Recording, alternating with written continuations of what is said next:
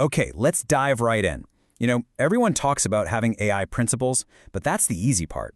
The real challenge, the thing that truly separates the leaders from the laggards, is actually turning those ideas into a real day-to-day governance process. So that's what we're going to unpack here, how to get from words on a page to real practice in your products. And this quote right here, it just gets to the absolute heart of it. Building AI responsibly isn't about hoping some machine makes the right choice. Not at all. It's about owning the fact that the entire AI lifecycle, from the first line of code to the final deployment, is just packed with human decisions. The responsibility, it's on us, and always has been, and it always will be. So here's the game plan. We're going to start with why this is so incredibly urgent right now. Then we'll lay down the ethical foundations, and we'll use Google's framework as a kind of blueprint to see how principles get turned into practice. We'll look at a real-world case study, and then we'll wrap up with why all of this is, frankly, just good business.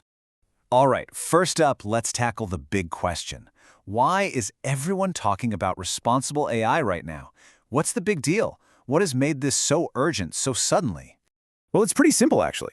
AI isn't some far-off future tech anymore. It's here, right now. It is woven into the very fabric of our daily lives.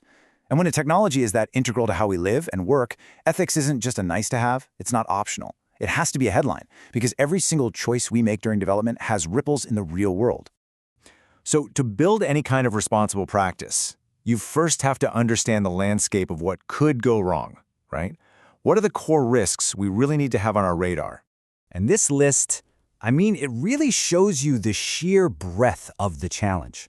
We're not just talking about unfair bias, which is a huge one. We're talking about transparency, like can we even explain why a model made a certain decision? We're talking security, privacy, and accountability.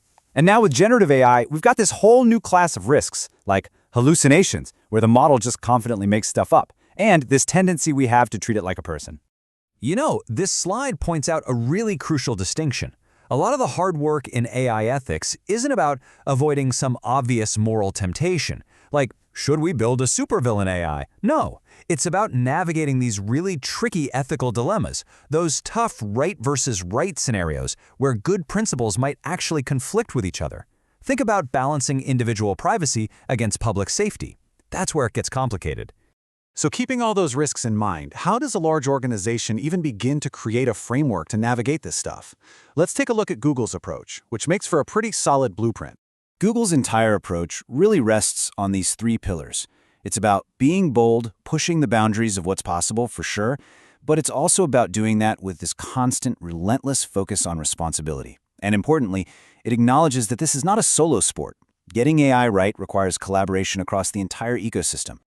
Now, those big pillars are then broken down into these 7 specific ethical aims. Think of these as the practical guardrails, and you'll notice how they connect directly back to the risks we just talked about: social benefit, bias, safety, accountability, privacy. These aren't just vague suggestions. They are concrete goals that really do guide research and product decisions. Okay, this right here is the heart of it. This is the big move. Because having principles, that's just the starting line. It's not the end. The real question is, how do you actually make them work in the real world? And the most crucial point is this: you cannot just create a simple checklist. So why not?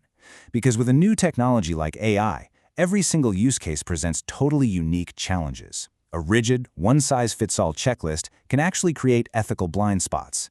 It discourages the exact kind of critical thinking you need to navigate this stuff.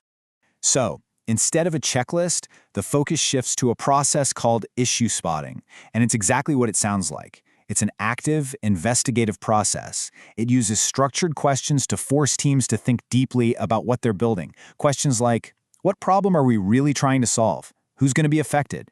What's the absolute best-case scenario here? And what's the worst? This approach uncovers issues that a simple yes-no checklist would just sail right past. And that whole issue spotting process, it doesn't just happen in a vacuum. It feeds directly into a formal, multi-layered governance structure. So at the first level, you've got a responsible innovation team made up of diverse experts like social scientists, ethicists, lawyers, handling the day-to-day stuff.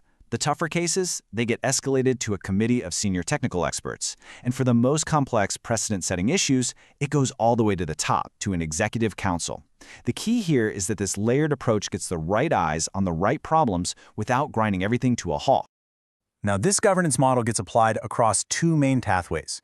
One is for customer deals, where you're reviewing a proposed use case for a custom project before anyone signs on the dotted line. The other is for your own internal product development, embedding this ethical review before a product ever sees the light of day. And both of these are absolutely critical. Okay, so this all sounds great in theory, right? But what does it actually look like in practice? Let's walk through a real-world example to see how the rubber meets the road.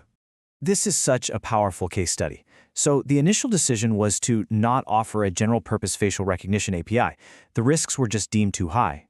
But the process didn't stop there. They did an external human rights impact assessment, which then led to incredibly rigorous fairness testing. And what did that testing find? It uncovered bias across different skin tones. That discovery then led to direct action, relabeling data and actually correcting the model. This is governance in action, directly shaping and improving a product's direction. All right, let's zoom out one last time. Why go through all this effort? Why do all this work? Well, because being responsible isn't just about doing the right thing. It's a massive strategic advantage. The business case for responsible AI is just crystal clear. It's not a cost, it's an investment in building better products, period. It leads to higher quality solutions that are way more robust and less likely to fail in embarrassing ways. It builds deep, lasting trust with your customers, which is everything in the enterprise world, and ultimately, it creates a culture that's ready for whatever challenges come next. And this really is the ultimate takeaway. The two ideas are completely linked. You simply cannot have long-term, durable success in AI without a serious, operationalized commitment to building it responsibly. One directly fuels the other. They're two sides of the same coin. So that brings us to the final question, and this is the one I want you to take back to your teams. The question isn't if you have principles, it's about how you live them. What's your process? Who is actually accountable when things get tough?